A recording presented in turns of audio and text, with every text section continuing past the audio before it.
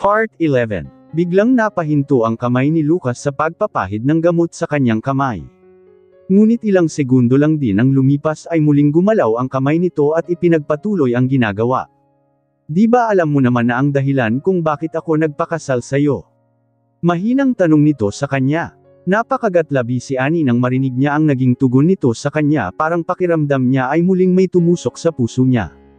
Inaasahan na niyang iyong ang isasagot nito sa kanya ngunit nagtanong pa rin siya. Ngayon ito na mismo ang nagsabi sa kanya ay mas lalo lamang tumibay ang paniniwala niya na hindi na siya dapat umasa pa. Kailangan niya na talagang magising. Sa mga nakalipas na taon at hanggang sa mga oras na iyon ay tanging si Trisha lamang ang nasa puso nito at wala nang iba pa. Simula nang bumalik si Trisha at binanggit sa kanya ni Lucas ang tungkol sa paghihiwalay nila ay gumuho ang pangarap niya na masayang pamilya kasama si Lucas. Alam niya na sa mga sandaling iyon ay hindi na iyon matutupad pa.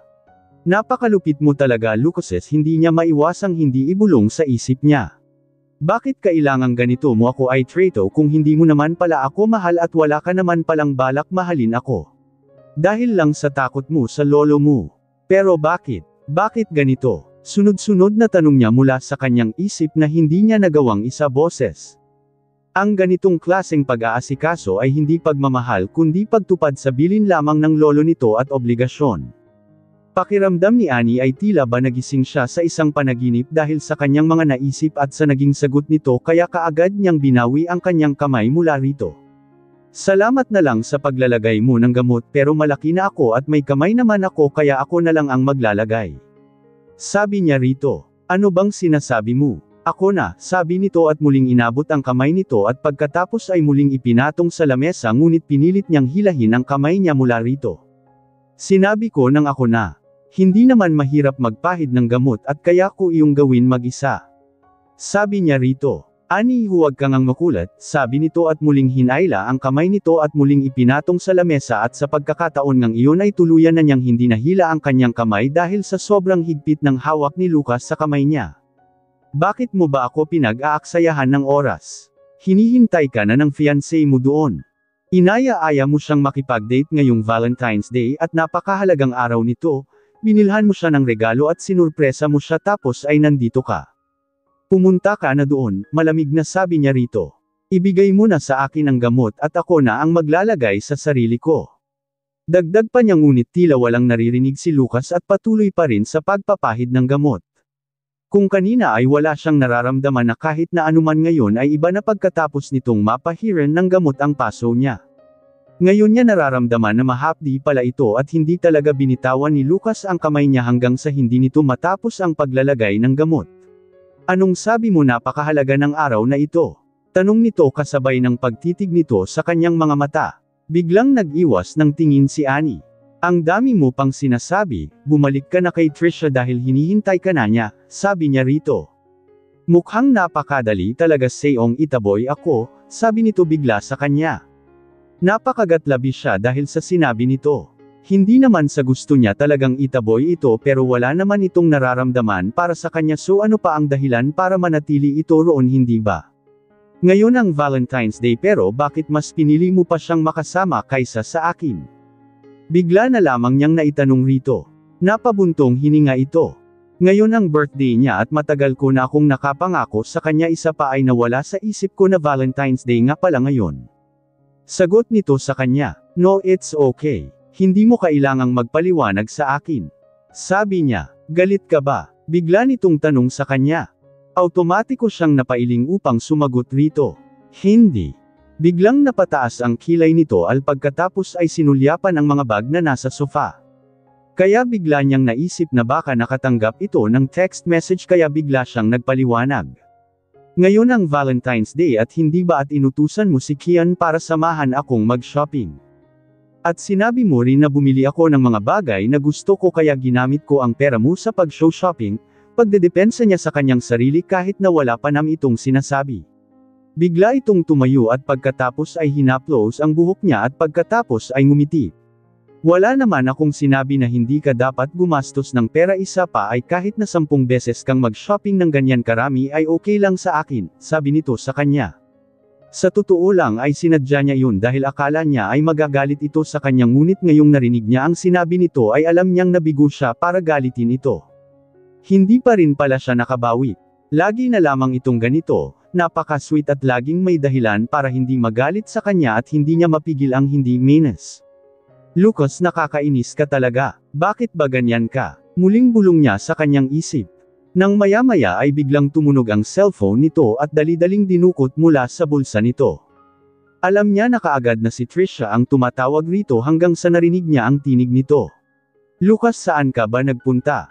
Na-slice ko na ang cake, nasaan ka na ba? Tanong nito kay Lucas. Pabalik na ako dyan, mabilis naman na sagot nito at pagkatapos ay pinatay na ang tawag. Sinulyapan nito si Kian at pagkatapos ay tinapik ang balikat nito at bamulong, bantayan mo siyang mabuti, sabi nito bago tuluyang lumabas. Hindi napigil ang mapakuyom ng kamay ni Trisha habang nakatingin sa room kung nasaan si Lucas. Kung hindi pa sinasadyang mapasulyap siya sa gawi doon ay hindi niya pa makikita na naroon din pala si Annie sa restaurant na iyon. Isa pa ay iniwan talaga siya ni Lucas na mag-isa doon para lang puntahan si Annie. Nakakapanggigigil talaga. Birthday niya ngayong araw at nandoon sila para mag-date, pagkatapos ay nandoon si Annie para sirain lang ang espesyal na araw na iyon. Kanina pa ito sa jewelry store at hindi niya akalain na hanggang doon ay naroon ito. Ngunit hindi siya dapat makita ni Lucas na galit. Kailangan niyang magpanggap sa harap nito na walang nangyari at wala siyang nakita para maging smooth ang date nila. Kailangan niyang tiisin ang lahat ng iyon. Nang marinig niya ang papalapit na mga yabag ay mabilis niya ibinuka ang kanyang mga kamay mula sa pagkakakuyom at pagkatapos ay nagpaskil ng matamis ng ngiti sa labi. Lucas, sabi niya pagkatapos bumukas ang pinto at pumasok ito roon. Halika na at tikman mo itong cake, tinikman ko at napakasarap, sabi niya habang nakangiti. Pagkatapos ay kinuha ang tinidor upang kumuha ng cake at isinubo ito kay Lucas. Simula nang lumabas ng silid na iyon si Lucas ay sinundan na ng tingin ni Annie ito hanggang sa makabalik ito kung nasaan si Trisha at hanggang sa sinubuan nito ng cake. Hindi niya napigil ang sariling hindi mapaluha dahil sa kanyang nakita. Ilang araw pa lamang ang nakalipas noong nagdiwang sila ng ikalawang anibersaryo nila at gumawa rin siya ng cake kung saan ay siya mismo ang nag-bake at ipinapadala niya ito kay Kian, ngunit ang sabi nito ay hindi daw ito mahilig sa matamis. Pero bakit nung si Trisha naman ang nagsubo rito ng cake ay kinain naman nito? Nagpunas siya ng kanyang luha at pagkatapos ay hindi niya tuloy maiwasan na hindi lumingon kay Kian. Sa tingin mo, Kian, sadyang bago ba ng mood ang boss mo? Tanong niya rito. Nakita niyang nakatingin rin pala ito kina Lucas at Trisha kaya nang tanungin niya ito ay mabilis itong lumingon sa kanya at baka sa mukha nito ang pagkataranta. Ma'am, ano kasi? Ano? Hindi nito mahagilap ang mga salitang dapat isagot sa kanya. Binawi niya ang tingin mula rito at pagkatapos ay nagsalita. It's okay. Huwag ka nang ma-stress pa sa pag-iisip ng tamang mga salita para pagtakpan siya. Sabi niya sa malamig na tinig at pagkatapos ay tumayo na. Tapos na akong kumain, tara na, sabi niya rito at pagkatapos ay nauna nang lumabas rito. Sige po ma'am, sabi din naman nito at binitbit na ang mga bag na pinamili niya. Habang naglalakad siya ay bigla niyang naramdaman na tila naduduwal siya kaya lumiko siya kaagad sa may gawing kanan niya kung nasaan ang banyo.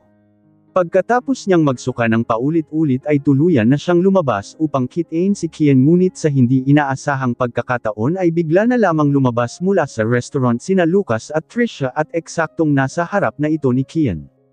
Sinulyapan siya ni Lucas. Nandito ka pa rin pala, sabi nito sa kanya. Sa halip na sumagot ay nagkibit-balikat na lamang siya at pagkatapos ay hindi man lang tinapunan ng tingin ang babaeng kasama nito na nakaupo sa wheelchair. Ayaw niyang kausapin o nisulyapan man lang ito dahil sa inis na nararamdaman niya. Nitapunan ng tingin ay hindi siya tinapunan ng tingin ni Annie at wala din sana siyang kibyuan ito nang bigla na lamang niyang masulyapan ang bag sa isa sa mga bitbit ni Kian kaya bigla niyang nilingan ito. Annie, ikaw pala ang bumili ng mga singsing sa jewelry store. Sabi niya rito. Hindi ito sumagot at sinulyapan lang din siya. Hindi namin yun inaasahan dahil umalis lang kami sandali at pagkatapos pagbalik namin ay sinabi sa amin ng teller na may bumili na raw ng 3 singsing. Akala ko kung sino ang bumili at hindi ko lubos akalain na ikaw pala ang nakabili. Dagdag pa niya rito. Biglang gumuhit ang ngiti sa labi nito nang marinig ang sinabi niya. Oo, nagustuhan ko kasi nang makita ko sila kaya binili ko na silang lahat, sagot nito at pagkatapos ay sinulyapan si Lucas. Isa pa ay marami namang pera ang asawa ko kaya okay lang sa kanya kahit na ilang singsing pa ang bilhin ko o kung dagdagan ko pa ang mga iyon ngayon, sagot nito at matamis nang umiti sa kanya. Dahil sa sinabi nito ay hindi niya maiwasang hindi magngit-ngit sa sobrang galit ngunit hindi niya magawang magpakita ng kahit nakititing na pagkadisgusto sa harap mismo ni Lucas kaya pinilit niyang ngumiti rito. Tama ka, pero hindi ba ay dapat hindi masyadong gumagastos ang mga babae? Sabi niya at sinulayapan si Lucas. Talaga, ano namang masama na gastusin ko ang pera ng asawa ko? Wala naman akong nakikitang masama doon, isa pa ay deserve ko rin namang gumastos, hindi ba? Isa pa ay hindi pa naman kami naghihiwalay kaya ang pera ng asawa ko ay pera ko rin. Masama ba na gumastos ako ng kaunti? Malamig na tanong nito sa kanya na may halo pang sarkasmo ang tinig. Hindi ko ginagastos ang pera ng asawa ko sa mga walang kwentang bagay, isa pa ay hindi naman nagrereklamo ang asawa ko tungkol rito. Sabi nito, ang mga salita nito ay mas lalo pang nagpagalit sa kanya lalo. Napakakapal ng mukha nito. Sa isang banda nang marinig niya ang isinagot ni Annie ay hindi niya maiwasang hindi makaramdam ng tuwa. Sinulpayan siya nitong muli at si Lucas pagkatapos ay nagsalita. O siya, sige na, hindi na ako magtatagal, aalis na ako para hindi ko kayo maistorbo. Sabi nito sa kanila at akmang tatalikod na sana itong nang bigla niya itong pigilan. Sandali lang Annie, gusto kitang makausap ng tayo lang, pwede ba? Tanong niya rito ngunit mabilis itong umiling. Kung may gusto kang sabihin sa akin ay sabihin mo na rito ngayon. Walang gana nitong sabi sa kanya ngunit hindi siya papayag na doon niya ito kakausapin. Kailangan nilang mag-usap ng sila lang dalawa. Ilang minuto lang ang hihingin ko sa'yo at sinisiguro ko sa'yong hindi ako lalampas doon. Ani, huwag mong sabihing natatakot kang kausapin ako. Tanong niya rito. Nakita niyang napataas ito ng kilay at pagkatapos ay pumikit. Fine, 5 minuto lang ang ibibigay ko sa'yo, sabi nito at pagkatapos ay nauna nang naglakad papasok sa banyo at sumunod din siya rito habang pinaandar ang kanyang wheelchair. Mabuti na lamang at nang pumasok sila sa banyo ay walang tao at sila lamang dalawa kaya medyo tahimik doon at mabuti na rin iyon para sa gagawin nilang pag-uusap. Hindi na siya nagpaligoy-ligoy pa at mabilis siyang nagsalita. Ang singsing na mga binilo mo, mukhang binili mo kaagad nang hindi sinusubukan, Annie. Tanong niya rito, ito lang ba ang dahilan kaya inaya mo ako rito? Tanong naman nito kaagad sa kanya. Ngumiti siya rito at pagkatapos ay marahang tumango at pagkatapos ay bigla siyang napsulyap sa kamay ni Annie, partikular na sa daliri nito kung saan nakasuot ang singsing nito. Sa palagay ko ay hindi mo na yata kayang tanggalin ang singsing sa kamay mo. Sabi niya rito at pagkatapos ay tumitig sa mga mata nito. Biglang natigilan si Annie sa sinabi ni Trisha dahil alam niya na tama ang sinabi nito. Nahihirapan nga siyang tanggalin ang singsing sa kamay niya.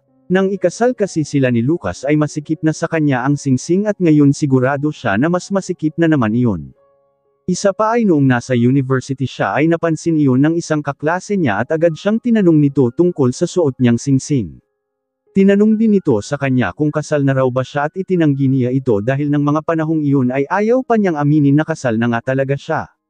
Nagpalusot na lamang siya rito noon na nabili niya lang ang singsing sa nadaanan niya at sa unang tingin pa lamang ay nagustuhan niya na kaagad kaya agad niya itong binili at isnuot kaagad.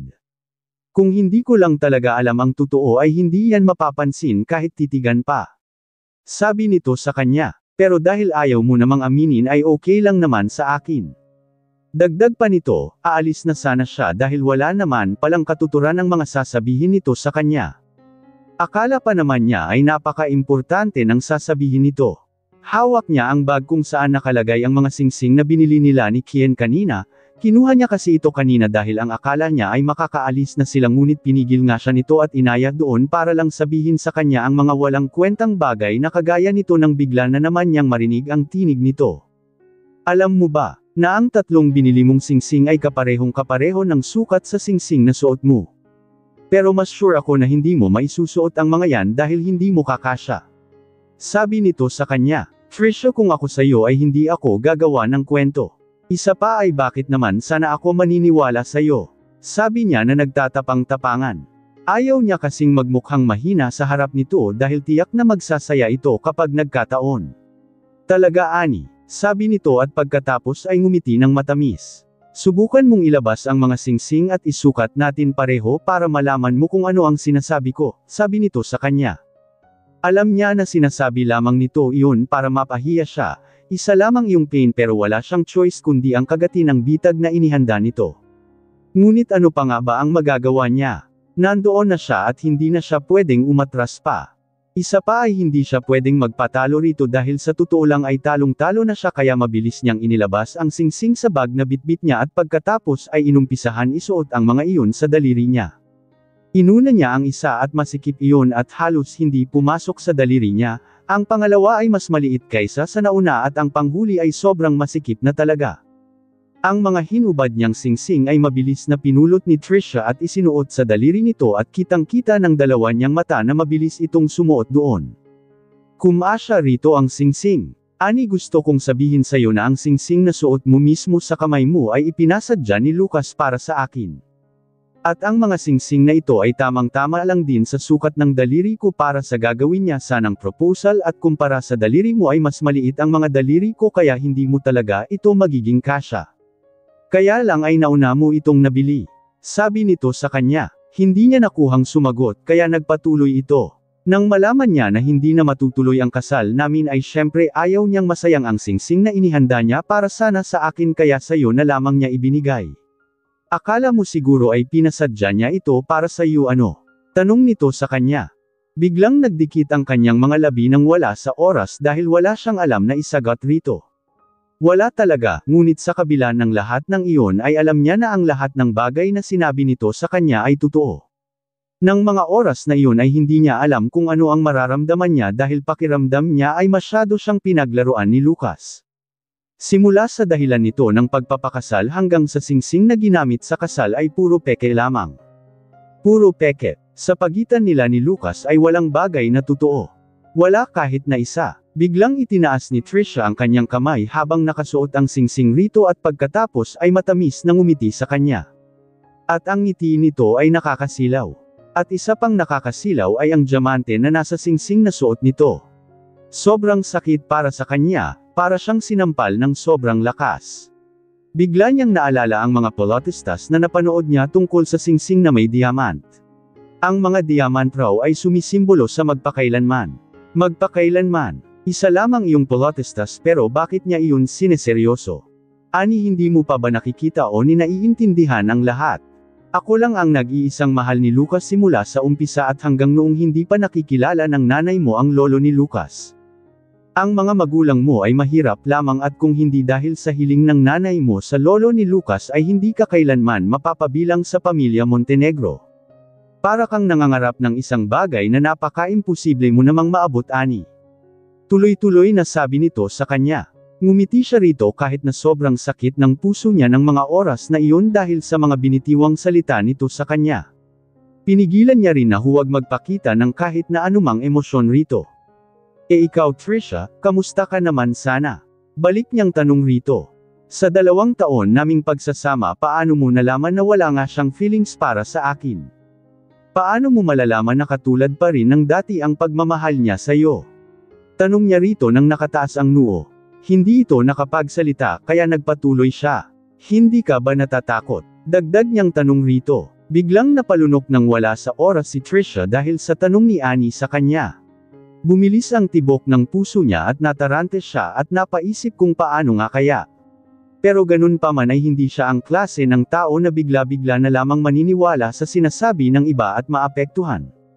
Itinaas niya ang kanyang ulo at pagkatapos ay ngumiti. Bakit naman sana ako matatakot Annie? Alam ko sa sarili ko na ako lang ang mahal niya at wala nang iba dahil tingnan mo naman kung paano niya ako asikasuhin at alagaan. Sabi niya dahil buo ang tiwala niya, isa pa ay malakas ang loob niyang sabihin yun dahil yun ang alam niyang totoo. Talaga, nakita niyang napangisi ito. Mukhang may katotohanan naman ang sinasabi mo pero tandaan mo Trisha na wala kang dapat habol sa kanya dahil noong panahong pinakasalan ko siya ay nakipaghiwalay ka ng maayos sa kanya hindi ba? At ngayong bumalik ka ay nananatiling kasal pa rin kami, isa pa kung mahal ka man niya ay wala akong pakialam.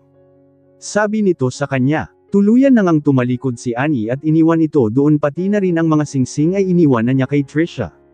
Isa pa ay wala naman ng dahilan para dalhin niya pa iyon at pagkatapos ay mabilis na lumiko patungo sa escalator pababa ng mall.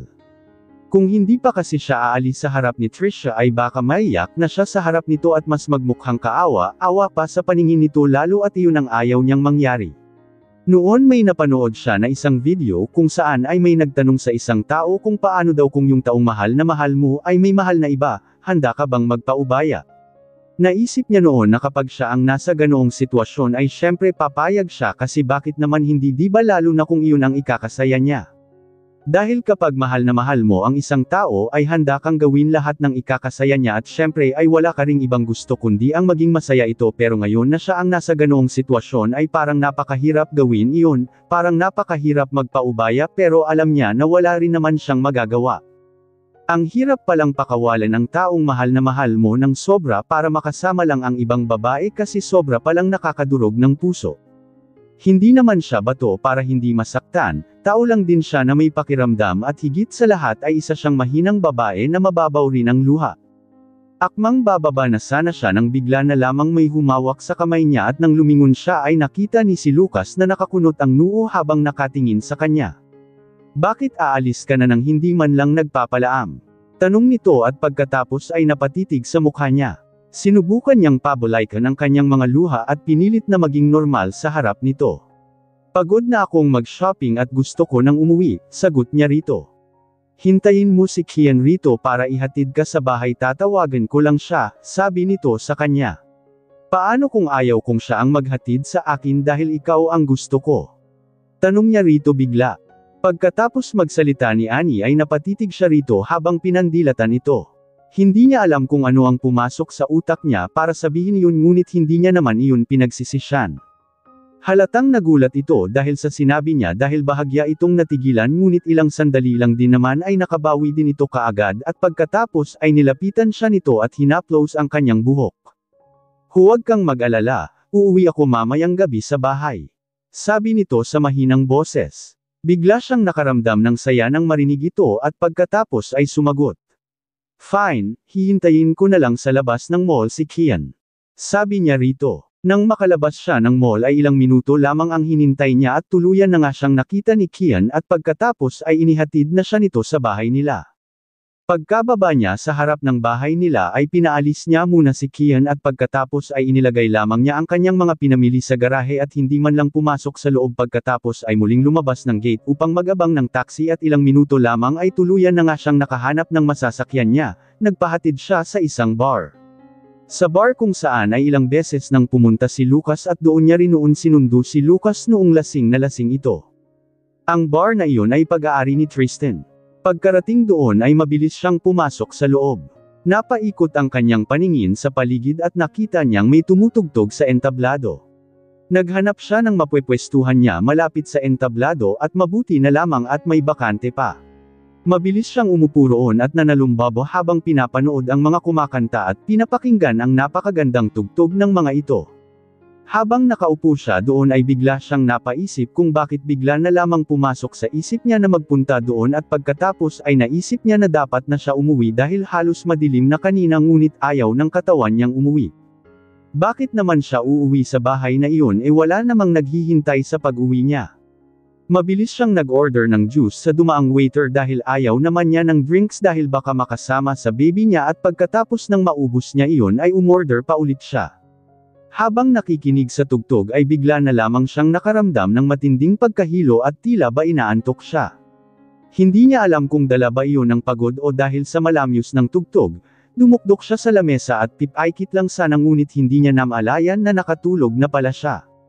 Pagkauwi ni Lucas ay kaagad siyang dumiretso sa kanilang silid, ngunit laking pagtataka niya nang pagbukas niya ng pinto ay madilim sa loob at wala kahit na isang ilaw ang nakabukas. Kunot ang noo niyang pumasok sa loob at pagkatapos ay binuksan ang ilaw at hinanap si Annie sa banyo, ngunit wala ito doon. Hanggang sa dinukot niya ang kanyang cellphone at tinawagan ito, ngunit ang operator lamang ang sumagot. Napakuyom ang kanyang kamay dahil nakapatay ang cellphone nito at saan naman kaya ito nagpunta. Anong oras na? Agad niyang tinawagan si Kian, pagkasagot nito ng tawag ay mabilis siyang nagsalita. Pwede mo bang ipaliwanag sa akin Kian kung nasaan si Annie? Tanong niya rito. Sir, inihatid ko po siya kanina sa bahay niyo, sagot naman nito sa kanya. Hinanap ko siya sa buong bahay pero hindi ko siya nakita at isa pa ay wala ang mga kasambahay namin ngayon dahil nakabakasyon sila. Galit na sabi niya rito. Sir, hahanapin ko po siya, huwag na po kayong magalit. Sabi nito at pagkatapos ay pinatay na ang tawag. Hindi niya mapigilan ang hindi magngit-ngit ang kanyang mga ngipin dahil sobrang inis niya. Saan ka nagpunta Annie? Galit na tanong niya sa kanyang isip. Nagulat si Annie nang bigla na lamang may yumugyog sa kanyang balikat. Hindi niya maimulat ang kanyang mga mata dahil antok na antok pa siya. Ano ba? Mahinang tanong niya sa nanggising sa kanya. Pasensya na po ma'am pero magsasara na po kasi kami. Sabi nito sa kanya. Pinilit niyang magmulat ng mga mata at pilit na bumangon ngunit halos matamba ang ulo niya dahil sa sobrang inaantok pa talaga siya. Nagsasara. Ulit niya sa sinabi nito. Ang alam ko ay bukas ang bar na ito 24 oras dahil iyon ang naikwento ni Tristan noon sa akin, sabi niya rito. Mabilis na nataranta ang waiter nang banggitin niya ang pangalan ni Tristan kaya sa halip ay napauwiin siya nito at sinabi na lamang nito na ituloy na lamang niya muna ang pagtulog. Hindi na siya nag-abala pang sumagot at pagkatapos ay nahiga na sa sofa na nasa likod niya para kahit papano ay mas maging komportable siya. Napatitig ang waiter kay Annie at pagkatapos ay napaisip na tiyak na malapit itong kaibigan ng kanyang boss dahil sa pagtawag nito sa pangalan nito. Totoo din naman ang sinabi ng babae na bukas ang bar na iyon ng 24 oras ngunit nitong nakaraang linggo ay binago ng boss nila iyon. Sa pagkaalala sa kanyang boss ay mabilis niya itong tinawagan upang sabihin rito ang tungkol sa babae. Ilang ring lamang ay sinagot din naman nito kaagad ang tawag. Sir, may kaibigan kayo rito sa bar at mukhang hindi mad-anda ang lagay niya. Sabi niya rito. Kaibigan ko. Nakakunot na tanong ni Tristan rito. Kakaunti lamang ang kaibigan niya isa pa ay ini-inform naman siya ng mga ito kung pupunta sila doon kaya wala siyang ideya kung sino ang sinasabi nito. Pwede mo bang i-send sa akin ang picture niya? Tanong niya rito at pagkatapos ay mabilis naman itong yumo. Ilang sandali nga lamang ay tuluyan na niyang natanggap ang sinend nitong picture at hindi niya maiwasang hindi panlakihan ng mga mata nang makita kung sino ang nasa larawan. Akala niya ay pinaglalaroan lamang siya ng kanyang mga mata kaya mabilis siyang tumayo sa kanyang kama at lumabas ng kanyang silid. Mabuti na lamang at mula sa bahay niya ay ilang establishment lang ang pagitan at naroon na siya sa bar na pagmamay-ari niya. Mabilis siyang pumasok doon at pinuntahan ang babaeng sinasabi ng isang empleyado niya pagkalapit niya doon ay nakita na niya kaagad ang tulog ng si Annie. Hindi niya tuloy maiwasang mag-isip kung bakit naroon ito. May problema kaya ito. Ilang sandali pa ay mabilis niyang tinawagan si Lucas para sabihin rito na nandoon ang asawa nito. Nandito si Annie sa bar ko, sabi ni Tristan sa kanya. What? Halos mag-isang linya ang kanyang kilay dahil sa sinabi nito. Napatayo siya mula sa kanyang kinauupuan at mabilis na lumabas ng kisauupuan at mabilis na hamabas ng silid. Diyan ka lang muna pwede ba hanggang sa makarating ako dyan? Sabi niya rito at pagkatapos ay pinatay na ang tawag at nagmadaling sumakay ng kanyang kotse at nagtungo doon. Nang dumating siya doon ay kaagad siyang nagtuloy-tuloy sa loob at nakita niya kaagad si Annie na natutulog sa sofa at mukhang napakahimbing ng tulog nito. Samantala si Tristan naman ay nakaupo sa katabing upuan nito at nang makita siya nito ay kaagad itong tumayo upang salubungin siya. Pwede ba tayong mag-usap? Agad na tanong nito sa kanya. Sorry pero kailangan ko ng luwi si Annie.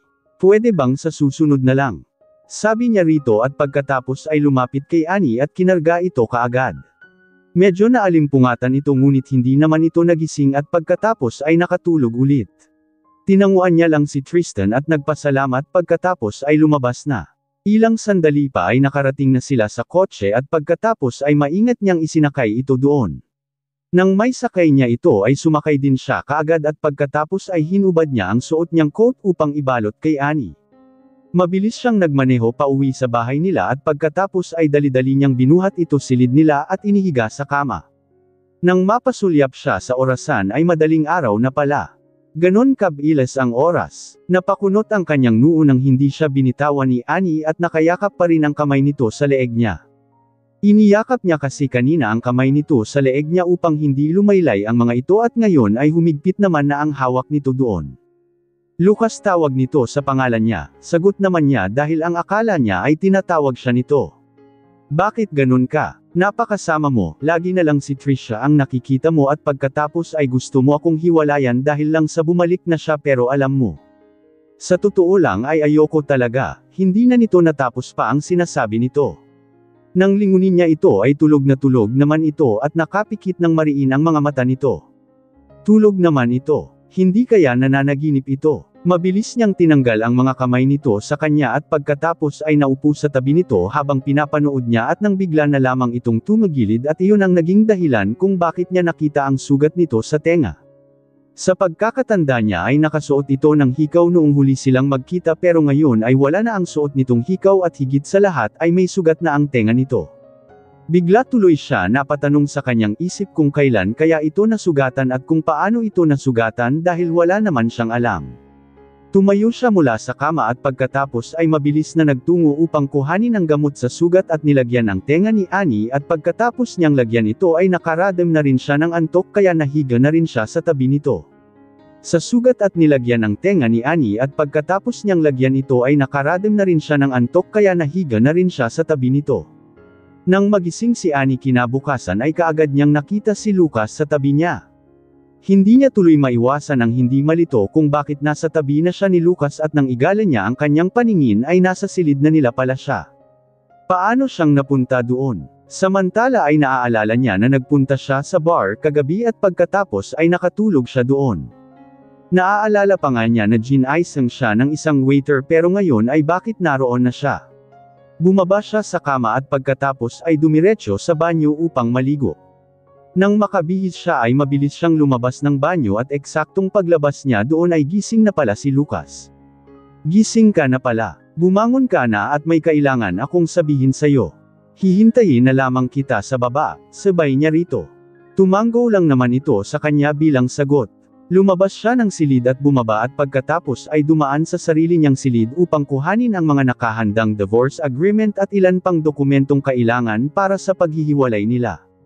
Habang naglalakad ay bigla siyang napatingin sa kanyang daliri kung saan nakasuot ang singsing niya. Naalala niya bigla ang mga sinabi sa kanya ni Trisha. Ani ang singsing na suot ay ang mismong ipinasadya ni Lucas para sana sa akin kaya maliit ang sukat daliri mo. Napabuntong hininga siya at pagkatapos ay dumiretso sa kusina at eksakto namang nakahanda na ang mga pagkain dahil nakabalik na pala ang mga kasambahay nila. Hinintay niya si Lucas hanggang sa makakababa ito. Nang bumaba ito ay nakasuot ito ng colored na t-shirt na sa loob ng 2 taon ay halos ang suot lamang nito lagi ay kulay puting kamisetong ngunit nasabi niya sa isip niya na kahit ano talagang isuot nito ay nangingibabaw talaga ang kagwapuhan nito. Pagkatapos nilang mag-almusal ay ipinatong ni Annie ang kamay niya kung saan nakasuot ang singsing sa mesa at pagkatapos ay nilingon si Lucas. Alam mo ba ang sukat ng daliri ko? Tanong niya rito. Number 10, agad naman ito sagot sa kanya na tila ba hindi nito pinag-isipang mabuti ang magiging sagot nito. Napangiti siya bigla dahil sa sagot nito. Tahimik niyang inilagay sa ilalim ng mesa ang kanyang kamay at pagkatapos ay ginawa ang lahat upang matanggal niya ang singsing sa daliri niya. Natanggal niya ito ngunit namumula ang pinanggalingan nito at halos matuklap ang balat dahil sa pamimilit niyang pagtatanggal nito. Pero sa kabila nun ay wala siyang maramdaman na kahit na anumang sakit mula doon dahil ang puso niya ang sumasakit sa mga oras na iyon. Inabot niya ang mga papeles na nakapatong sa katabi niyang upuan at pagkatapos ay ipinatong niya sa mesa maging ang singsing na tinanggal niya sa daliri niya. Kumpletuhin na natin ang mga kailangan para sa paghihiwalay natin, sabi niya rito. Sige, sagot nito sa kanya at pagkatapos ay tumango. Kalmado ang boses niyo kagaya ng dati. Paano ang marriage certificate natin? At si Lolo, nasabi mo na ba? Tanong nito sa kanya bigla. Tumango naman siya rito. Pupunta ako sa mansyon at sasabihin ko kay Lolo mamaya at kukunin ko na rin sa kanya ang marriage certificate. Gusto mo bang sumama doon? Tanong niya rito at pagkatapos ay nakita niyang muli itong tumango sa kanya. Sige sasamahan kita doon, sabi nito sa kanya. Pagkatapos nilang mag-almusal ay nag-ready na sila kaagad at sumakay na sa kotse para pumunta sa lumang mansyon ng pamilya Montenegro. Pagkarating nila doon ay kaagad silang sinalubong ng mag-asawang Tita Malo at Tito Alex at tuwang-tuwa ang mga ito nang makita sila. Hiha, binanggit ka lamang ni Sir nitong nakaraang araw at ngayon ay nandito ka na ulit. Nakangiting sabi nito sa kanya. Matamis niya naman itong mission at pagkatapos ay nakipagbeso-beso. Oo nga po, magalang na sagot niya. Tito, nasaan po si Lolo? Tanong bigla ni Lucas sa asawa ni Tita Malo. Nasa taas siya at nagbabasa ng dyaryo. Sagot naman nito rito at nang marinig nito ito ay nilingan siya nito. Tumanggaw siya at pagkatapos ay nagpaalam muna sa dalawa upang puntahan ang Matanden. Sabay silang umakyat ni Lucas paakyat sa pangalawang palapag ng bahay kung saan naroon ang silid ng matanda at nang makarating sila sa tapat ng pinto ay huminto siya. Nilingan niya ito. Ako muna ang papasok at kakausapin ko muna si Lolo at kapag pumayag siya ay tatawagan na lamang kita para ikaw na ang kumuha ng marriage certificate, sabi niya rito. Okay, sagot naman nito sa kanya kaagad at pagkatapos ay pumasok na si Annie sa loob ng silid. Nang pumasok siya sa loob ay kaagad niyang napansin na madilim ang silid dahil nakasara ang mga kurtina at tanging ang lampshade na nasa tabi ng kama ang tanging nakasindi. Habang iginagala ang kanyang paningin ay naisip niya na tila ba hindi yata maganda ang pakiramdam ng matanda. Lolo, ako po ito si Annie, mahinang sabi niya at pagkatapos ay naglakad palapit sa kama. Wala siyang narinig na sagot mula rito hanggang sa tuluyan na nga siyang nakalapit sa kama at nakita niya ang matanda na nakahiga sa kama at nakapikit ang mga mata nito at mukhang tulog ito. Dahil nga natutulog ito ay naisip niyang mainam na lamang na hintayin niya itong magising kaysa ang istorbohin ang tulog nito kaya kaagad na siyang tumalikod at nagdahan-daang humakbang paalis sa takot na makagawa ng kahit na anumang ingay nang bigla na lamang niyang narinig ang mahinang tinig nito. Hiha, nandito ka pala, mahinang sabi nito sa kanya kaya bigla siyang napatigil sa paglalakad at mabilis na lumapit rito. Umupo siya sa tabi nito at pagkatapos ay hinawakan ang kamay nito.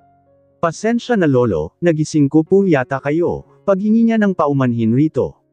Medyo tulog kasi ako ng tulog these past few days at isa pa ay oras na para bumangon na ako. Pwede mo ba akong tulungang bumangon Hiha at para makapaglakad-lakad ako? Tanong nito sa kanya. Syempre naman Lolo, mabilis na sagot niya at pagkatapos ay ngumiti ng matamis rito. Tinulungan niya itong ngumiti at pagkatapos ay pinaupo sa sofa na nasa tabi lamang ng kama at naupo siya sa tabi nito. Napalingon siya sa labas ng bintana, bigla na lamang umambon. Tumayo siya at pagkatapos ay pinatay ang lampshade at pagkatapos ay binuksan ang mga kurtina sa silid.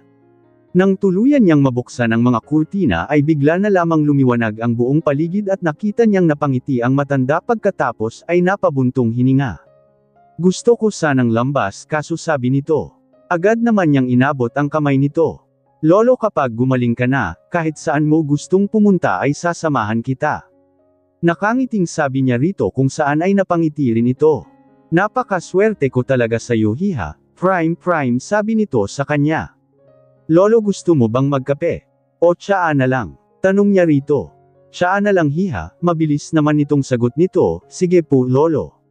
Sabi niya at pagkatapos ay tumayo na mula sa kanyang kinauupuan at nagtungo sa isnagsilid doon sa tabi ng silid nito kung saan ay kumpleto ang kagamitan at pagkatapos ay mabilis na nagtimpla ng tsaa. Pagkatapos niyang magtimpla ng tsaa ay mabilis din siyang bumalik sa silid ng matanda upang ibigay rito ang tinimpla niya. Inilapag niya ito sa harap nito at inilapag niya rin sa tapat niya ang kape na tinimpla niya para sa kanya. At dahil sa ulan ay lumamig bigla ang klima at ang usok ng kape niya ay tinangay ng hangin at iyon ang pinaka-the best na inumin dahil sa biglang lamig ng panahon. Lolo, inumin mo na habang mainit pa, sabi niya rito. Salamat Hiha, napakabait mo talaga, sabi nito sa kanya at pagkatapos ay humigop ng tsaa. Naku Lolo naman, lagi niyo na lang sinasabi na mabait ako ipinagtimpla ko lang naman kayo ng tsaa, pabirong sabi niya rito. Ngumiti ito sa kanya. Totoo namang napakabait mo Hiha at napakamapagmahal mo pa. Kaya nga botong-boto ako sa'yo sabi nito sa kanya. Habang nakangiti ito sa kanya ay tila ba hinaplos ang puso niya. Alam niyang sobrang napalapit na ito talaga sa kanya pero ganun din naman siya. Pero ano ba ang dapat niyang gawin? Hindi siya mahal ni Lucas at hanggang sa mga oras na iyon ay hindi na niya kayang lokohin pa ang sarili niya. Bigla niyang dinampot ang kanyang kape sa lamesa at inisang lagok ito. Napapikit siya pagkatapos niyang mainom ito. Hindi mapait ang kape ngunit ang nararamdaman niya ay napakapait. Hiha, okay ka lang ba? Agad na tanong ng matanda sa kanya nang makita nito ang stir niya.